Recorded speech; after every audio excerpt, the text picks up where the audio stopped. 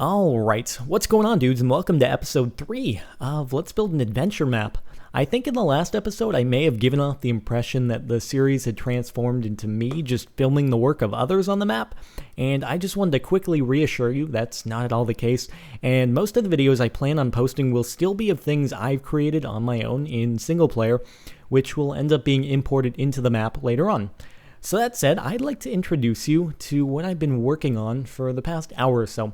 Doesn't look like much on the outside, but God, it took a lot of redstone trickery to get to work, at least by my standards. So the actual action of what it does is really simple. Press the button, out pops a piece of glowstone, and then it retracts. And the way I see this being implemented is you have a totally pitch black room made possible by the space texture pack, and you'll have a dimly lit deck like what I'm standing on here. And the rest, it'll be like a void of a totally black textured block. So it'll just look like there's nothing there. But then when you hit the button, boom, out pops the glowstone block. And it illuminates the situation for a second. And you have to jump on it really quickly before it retracts. And boom, over to the other side. So let's see if I can do it. It's like a leap of faith. You actually have to jump before you even see what's happening. So let me actually go ahead and show you how it all works, because it was a pain in the butt, mainly because what the goal was is to be able to get it all, not stackable, but to be set up in an array fashion. So what I need to do is to make all the redstone and all the mechanics of it take place in a single plane. That way I can stack them. I'll just call it stacking for lack of a better word. I can put one right here, then I could put one just right here, 2 blocks away from it, one every other block, and the redstone won't interfere.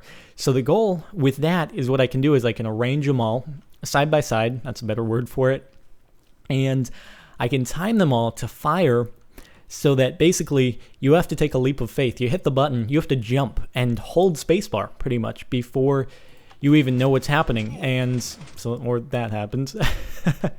and basically I'll arrange them all to fire so that the second you launch off of the first one, that the next one pops out just in time to catch you, and you basically hold spacebar. That's the plan for it. So let me just go over really quickly how it actually works.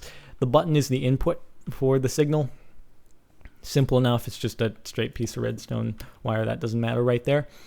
Now there are like four or five layers that things go through. So this first whole block area, this first path, goes up and it fires the sticky piston, which is attached to the concealing piece of stone. So that concealing piece of stone hides the lighting of the glowstone so that you can't see it when the piston is, when the system is off. You can't see the glowstone, so it's not illuminating anything. So the first bit of redstone goes in and it turns off this torch right here, and that causes this piston, the sticky piston, to retract, and it pulls up that stone block right there, thus allowing this first piston right here, which is the second thing that gets current sent into it. This thing extends, and since the block is now out of the way, it pushes this sticky piston and the piece of glowstone out 1 block so that now the glowstone is flush with the wall. It's where this stone used to be. The next thing that happens, and it's a really complicated system because the piston, the sticky piston, will not pull the block. It's not permanently attached to the glowstone. I'm sure you all are aware of that. So when this piston right here is extended and it retracts, it just pulls back the sticky piston. The glowstone will simply stay in place. So that was the whole trickery of the whole thing. So anyway, once this piston extends, then this extends just shortly after with a slight delay, and that actually ends up pushing the glowstone out so that it is 1 block away from the wall, which is when you'll actually jump onto it to make it safely to the other side. Now that piece of glowstone, it stays out for a single tick, and then what happens is the second sticky piston will retract itself, and the glowstone will then be pulled back flush with the wall once again. And then after that, this sticky piston, which is still extended at that point, will pull back the second sticky piston, and basically what will happen is you'll have the glowstone flush with the wall right there, and there will be a gap at this block where the glowstone currently is. These two pistons will be like so. And then finally, you get one more pulse that turns on this torch right here that extends the second sticky piston, and it goes back, grabs the glowstone, and pulls it back into its original spot. And after all that happens, this piston fires once again, and it puts the stone back into place. I'm not sure how understandable that was, so I'll try to give it a better explanation by destroying some of the blocks right here and making it so we can sort of see it in action right after I press the button. And it's pretty quick, granted, I just destroyed the button. So let me put it down, and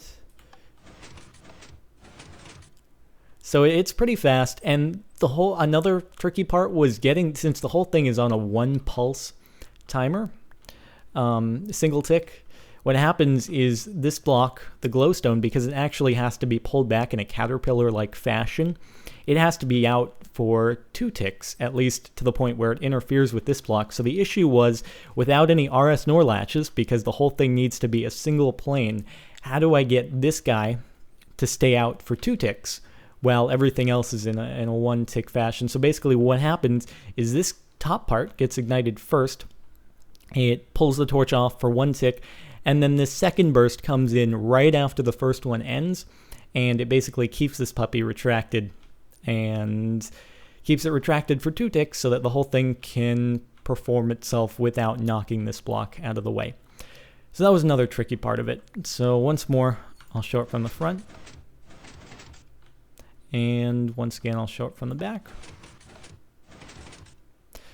And hopefully you were able to catch what it was doing. I know my explanation was probably subpar, but without being able to break it down step by step with a whole bunch of different schematics of it, it's about the best I can hope to accomplish.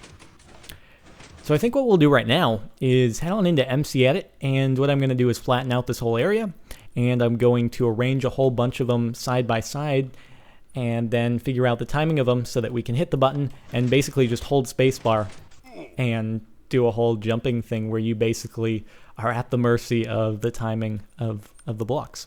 So let's go ahead and do that.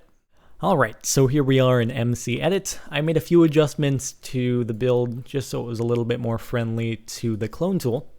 But before we go ahead and clone any of it, we need to clear out a little bit of flat land for us just so it's less messy. So I'm going to go ahead and make a selection, and I'll manually adjust that so that it works for us. Let's make it a little bit excessively large, more so than it'll actually take. It's probably good. Extend it backwards a bit, and up to the front. And let's see, which is on the bottom, which is on the top. Looks like yellow is on the top. And that should be good. And we'll go ahead and delete those blocks. And then we'll go ahead and fill in the first floor with some stone. So let's drop that down. And drop you down. And fill that all up with some stone. And there we go. That should make for a pretty nice floor. So now what we can do is we can select our machine, our piston extender, and we can simply start copy pasting it down our little area. So let's start here, select down to the bottom, a little bit more right there, and go all the way back to the back. Should be good.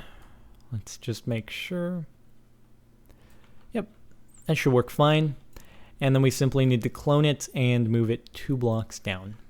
So clone tool, and then we can manually adjust all that stuff. So let's put that to 0, 0.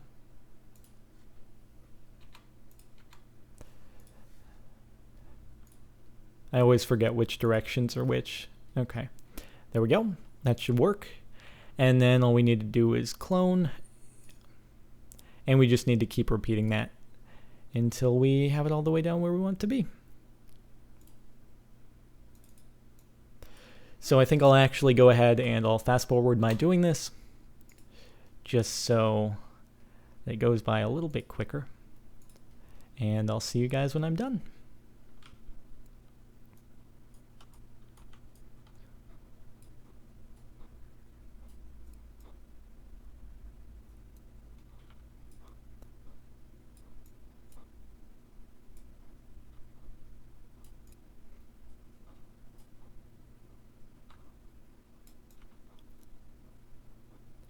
And that looks like it is going to be one hell of a jump course to get through. So I think that's probably good enough. For now, we can always change it if we want later on. But I think I'll go back into single player, and we'll just make sure that everything has worked correctly and none of the redstone is interfering with anything it shouldn't. So I'll see you back there in just a second. Okay, so back in single player, I'm sure some of you were yelling at your monitor whilst I was going about the whole copy-paste job in MCEdit because I forgot to include the top level of redstone. However, I went ahead and fixed that and also added the repeaters at the back so each unit fires sequentially after a little bit of delay from the last one. Now, the timing will have to be adjusted, and I may actually decide when we finally do implement it to space each unit by 2 blocks instead, because your character can jump 2 blocks, and that way we can get a little bit more flexibility with the timing with 2 repeaters instead of just 1, but we'll have to figure that out all in due time. Now, unfortunately, 3 of them aren't firing at all, and I can only assume it's because pistons are still incredibly bugzacular that that's happening, because each unit is identical. They should all be working, but for some reason, some of them are just like, nope, not gonna do it. I don't want to do it. So they aren't. So anyway, I'll go ahead and click it on. I added a little bit of delay just to see if I could figure out what was going on, but there is no logical conclusion to be drawn as to why some of them aren't firing. So if you can imagine this whole unit being situated in a room that is completely pitch black, and just for half a second each, the glowstone will pop out, illuminate the place, and then retract back in. That's sort of the goal with the whole thing. I'm not going to show you it in action because I do want it to be at least somewhat of a surprise when it actually gets put in. But I think that's about going to do it for now. So I hope you've enjoyed watching. If you have, it would be awesome if you wouldn't mind taking half a second to leave a rating. I do really appreciate it. And that's about going to do it. So I'll see you all next time.